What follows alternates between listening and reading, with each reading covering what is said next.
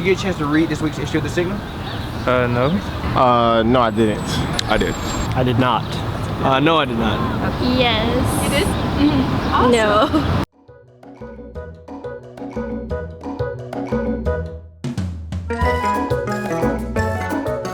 Do you drive to campus? I do, occasionally, yes.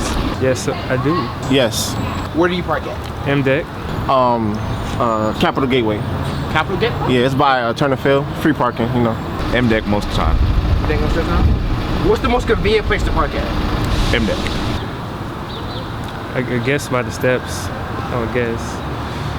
The most convenient place to park on Capital Gateway doesn't count. What's your biggest concern with Georgia State parking? I pay $7 to park. So, yeah. The biggest concern with me is like a lot of times I'll be in a rush and I'll get here and I'll just be kind of confused, or more so I just won't know whether or not the parking deck is full ahead of time. The money. The money. What is your fantasy way of getting on campus? Of getting here? Yeah, just anything that you can think of. What would it be? Helicopter. Landed right there. Man, I wish I could like fly over here, you know? Like, am I a futuristic car or something like? Teleporting? Teleporting. You said fantasy, right? So do you use Yik Yak? No. I used it for a while, but then I had to stop. No. I used to. Really? Yes. So what did you post about? It was just like random things where I was like slightly upset about. I posted about basically school, teachers, and work, especially. I would probably post about how bad the internet is at the dorms. Do you think the school, like the university, has the right to ban Yik Yak from like its network? I don't think so. If it's about school, I guess yes. Yeah. I do not. What are potential problems with Yik Yak, do you guys think?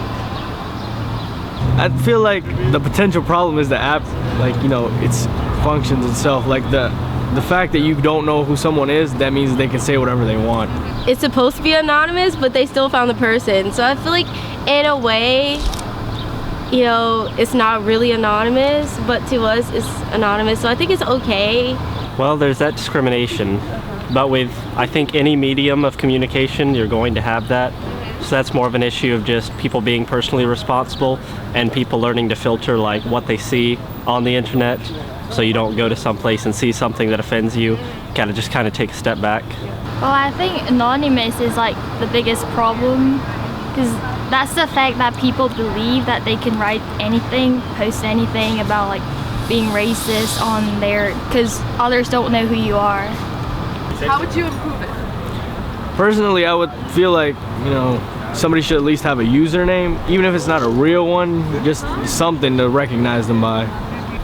I wouldn't really have any ideas for how to improve it.